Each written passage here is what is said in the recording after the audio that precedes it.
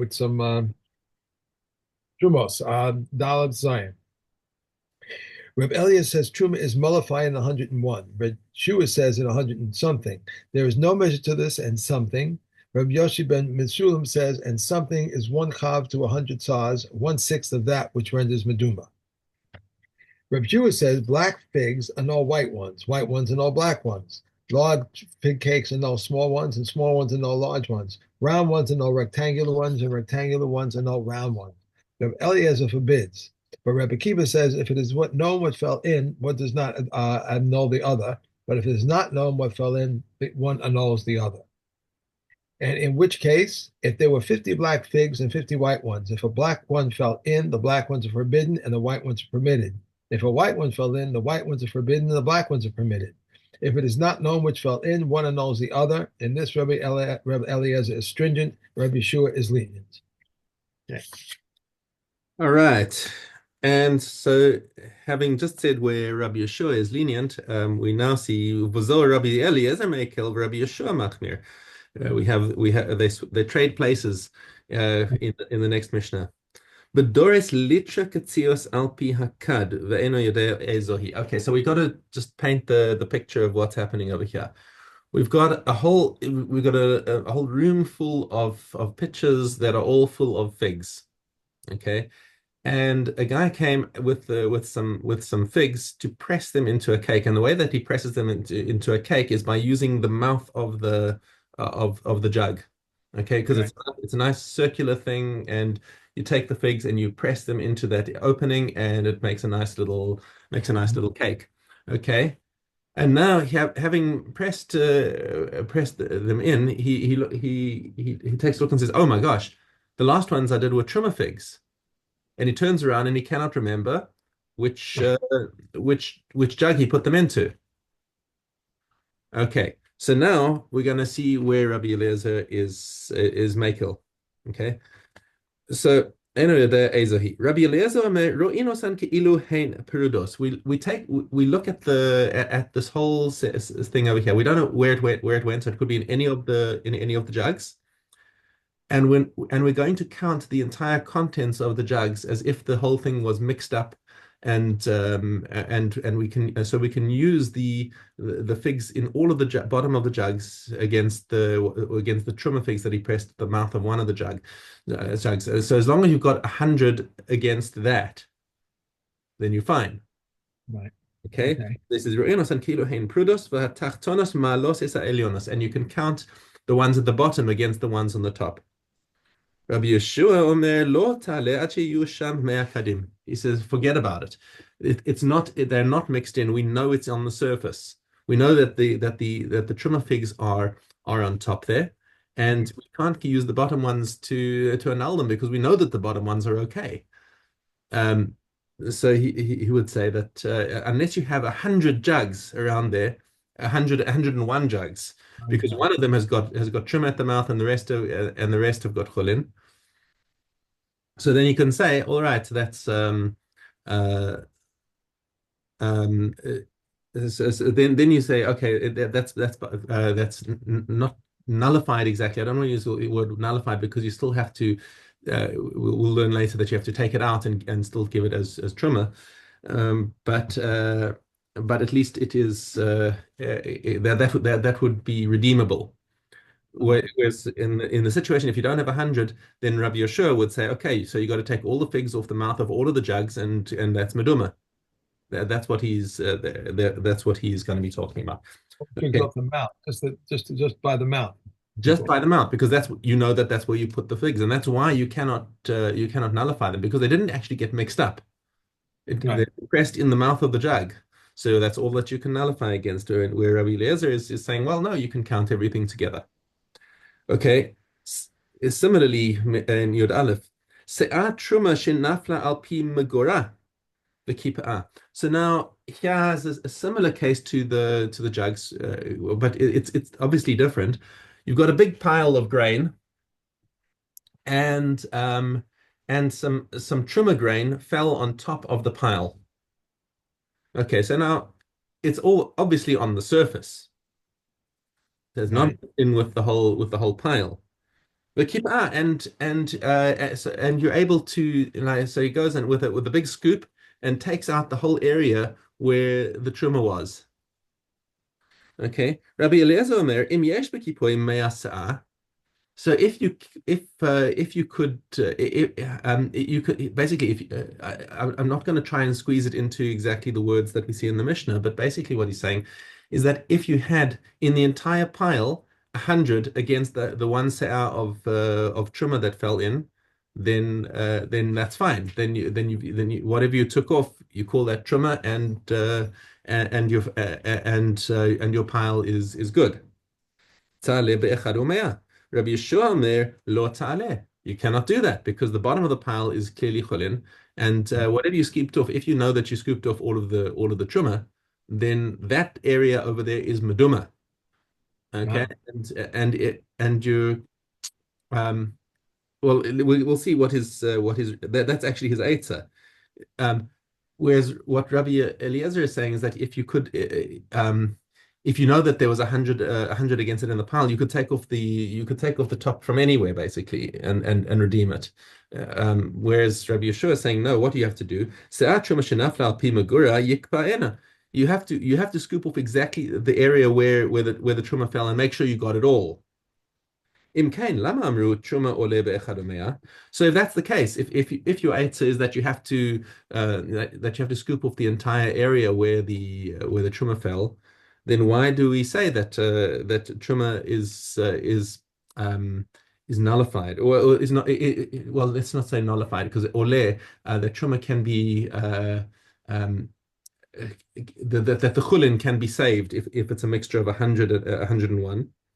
Im eno yadua im belulos hein all ein nafla. That applies if it's possible that the grain got mixed in, or right. if you simply don't know where the truma fell. In that case, then you have a suffix about the entire area. You don't know that the truma is in any particular place, and now you can say, fine, it's a mixture of 101 against one, and now I just need to take one out and call that the truma, and we're good to go. We have to take one. There's a shear there about the one that hasn't come out, correct? Right, so you'll have to take out the one. So if you have that meduma mixture of we're not going to call it meduma, it's ole because if you have one against 101, then we're going to learn this explicitly later in the Masechta. But when you have such a situation, then you take out that equivalent part of truma from the mixture and say, okay, this is the truma, and everything else inside there is fine. Okay. Okay. So just to summarize where Rabbi Yeshua and Rabbi Eliezer are Makil and Machmir respectively, we said in yesterday's Mishnah the case of the different types of figs that got mixed in, where Mhm. Rabbi Yeshua says you don't have to worry about the fact that they're black or white. They all count against each other. And Rabbi Eliezer says no way. If you know that the white figs are not are chulin, then the white figs are all fine, with the black figs it's only 50 to 1, so you got a problem. Um, on the other hand, if you know the exact location where the truma fell, um, and it's not actually mixed in, here Rabbi Eliezer is makil and says no, you can still count everything else against it. It's all the same type. Not rich. Not rich. And there, Rabbi Yeshua is machmir and say, no, you know exactly where it fell. You have to clear out exactly where it fell. Okay. Okay. Yud base. Shtei kupos or shtei maguros. Okay, so you've got two boxes or two piles of grain. Shenafles se'at truma letoch achas mehin. So you've got these two piles, and let's say each one of them is 50 se'ah. And now one se'ah of truma fell into one of these piles. Ve'ein yadua le'eze mehen nafla. And I don't know which pile it fell into. Pile there, pile there. Se'ah of truma fell into one of them. So now what do you do? If you look at each individual pile, there's no way that it's batal. Right. But if you look at them together, then you've got 100 against it. Okay? Answer is malos zoeso. Because you don't know, your lack of knowledge is an advantage over here. Okay, because you don't know which one it fell into, you count them all together. That, by the way, is also a disadvantage if between the two of them you don't have 100. So if you had 40 in each one, and one say I fell into one of the piles and you don't know which one, both of them are Maduma. Okay. But the advantage is that again, if you do have enough between the two of them, you can count them together. Okay. Rabbi Shimon Omer afilu hein b'shtei ayaros malos zoy. So he says, never mind that. I'll give you an even bigger chiddush, says Rabbi Shimon. Even if they're in two different cities and such a thing happened, that we know that a Sav Truma fell into one of them, but we don't know which city it happened in. I can still count the two against each other. And the rest of the Chachamim say, not so much. The Here we're halacha talking does about, not follow Rabbi Shimon here. are we talking about true and falling in? We're talking about figs specifically, or it could No, no, be and it grain. could be anything. We're talking just trimmer of whatever produce it is. Grain is kind of hard. How do you know how much is, that 100 to 1? How do you know? You Well, just I scoop it. mean, if you measured it and you know that there was if you know that there's 50 sour of grain, that you could easily know, and you could know that you had a scoop that was a sour measure, and it fell into somewhere, then okay, then you know what your numbers are. Okay. All right. Okay, Okay. fine. Uh, Back to base, base Aleph. olive. Base olive. One may not separate truma from clean for unclean, and if he did separate, his truma is truma. In truth, they said, if part of a cake of pressed figs became unclean, he separates truma from its clean part for its unclean part.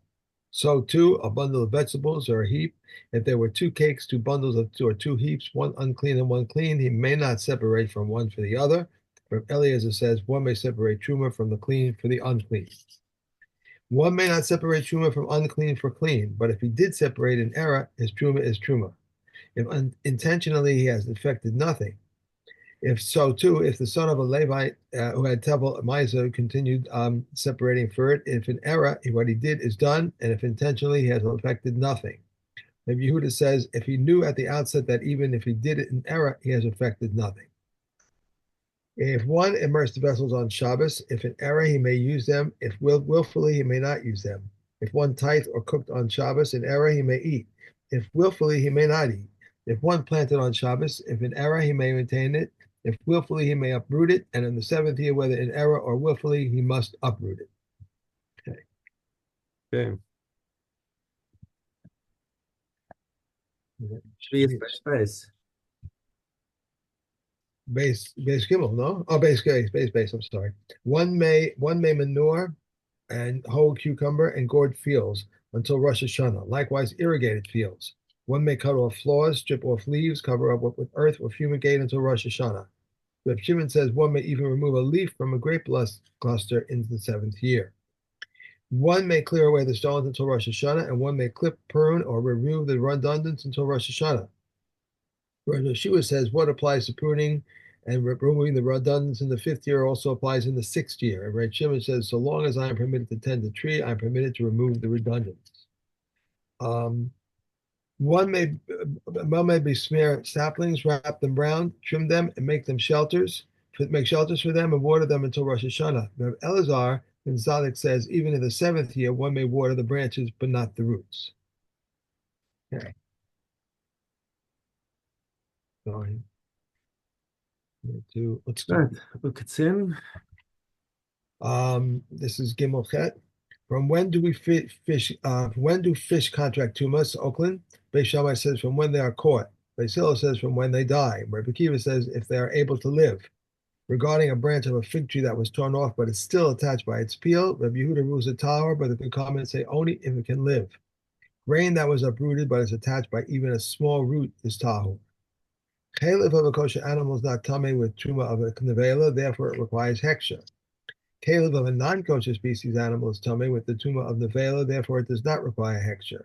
Non-kosher fish and non-kosher grasshoppers require thought in villages. Regarding a beehive, Reb Elliot says it is like a land, and we may write a prose bill based on it. And it is not susceptible to tumor in its place, and one who detaches honey from it on the Sabbath is liable to a sin offering. But they can come and say it is not like land, and we may not write a posable based on it, and it is susceptible to tumah in its place, and one who removes honey from it on Shabbos is not liable to a sin offering. Okay. Okay. Tomorrow we finish and go back to brachas. Okay. And we have Olios. Olios, Vav base.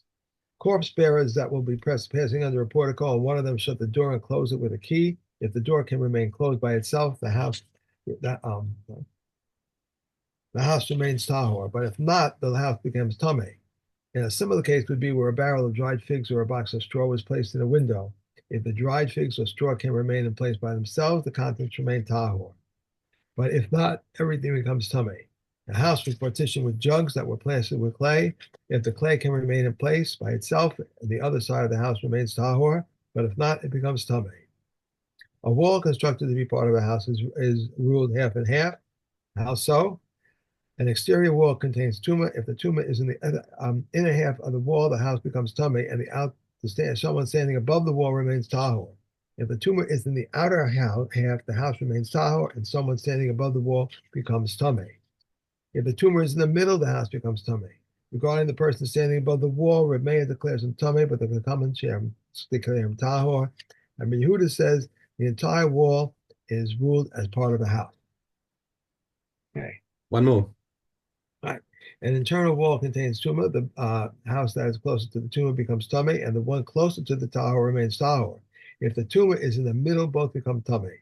If there is tumah inside one of the houses and there is utensils inside the wall, those utensils in the house close, in this a half closer to the tumah become tameh, and the ones in the half closer to the tahor remain tahor, and the utensils that are in the middle become tameh. There is tumah in the ceiling that is between the lower story of a house and its upper story. If the tumor is inside the lower half of the ceiling, the lower house story of the house becomes tameh. But if the upper story remains tahor, remains tahor. If the tumor inside the upper half of the ceiling, the upper story remains tahor, and the lower story tahor. If the tumor is in the middle, it becomes tameh.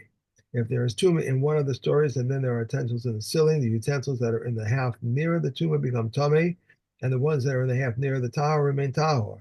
The utensils that are in the middle become tameh, and Rabbi Yehuda says the entire ceiling is ruled as a part of the upper story. Okay. Adios.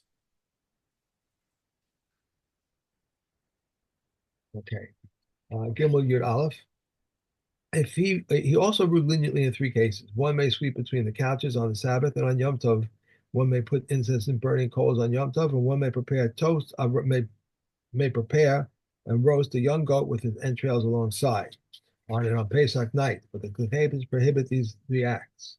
There are three matters that Reb Elazar ben Azariah permits and the sages prohibit. Aleph, his cow would go out into the public domain with the strap which is between its horns. And one may carry an animal with a metal comb on Yom Tov, and one may grind peppercorns even in their mill on Yom Tov. Rabbi Yehuda says one may not carry an animal with a metal comb on Yom Tov because he makes a wound in the process. However, Rabbi Yehuda agrees that one may curry with a wooden comb. But the sages say one may curry neither with a metal comb nor even a wooden comb. The matters of dispute are from the leniency of the Beis Shammai and from the stringencies of Beis Hillel. An egg that was laid on Yom Tov, Beis Shammai said it may be eaten, and Beis Hillel says it may not. Beis Shammai says leaven the volume of an olive and comments the volume of a date are prohibited on Pesach. But Beis Hillel says both of this and that are prohibited if they are the volume of an olive. Okay. But in the case, That's it. that's it. That's it. Okay, Megillah. Ches. If one says, I will not go before the ark in colored clothing," he may not even go in white clothing. If he says, I will not go before the ark in sandals, he may not go even barefoot. One who makes his tefillin round engages himself and does not fulfill the precept. If he places the tefillin on his forehead and on his palm, it is in the matter of heresy. If he covered them with gold or he placed them in his sleeve, this is considered the way of the outsiders. If one says, good men shall bless you, this is heresy. If one says, your mercy extends even to a bird's nest, or for goodness is your name remembered, or we give thanks to his silence. If one symbolic interpretation to the prohibitions against forbidden unions, we silence him. If one says the verse of you and your children shall not give over to Moloch means that you shall not give over your seed to impregnate a gentle woman, we silence him and with a condemnation. The episode of Ruvain is read but not translated. The episode of Tamar, however, is read and translated. The first narration of the golden calf is read and translated, and the second is read but not translated. And the priestly blessing and the episode of David and Ammon are neither read nor translated. We do not read the vision of the chariot as a Haftorah. Rabbi Yehuda, however, omits it. Rabbi Elias says we do not read and make known to Yerushalayim as a Haftorah. 111. Maseches Megillah, and tomorrow is Moed Katan. Moed. Okay. Good. Wonderful day. Have a great day. Enjoy. Keep warm. Okay.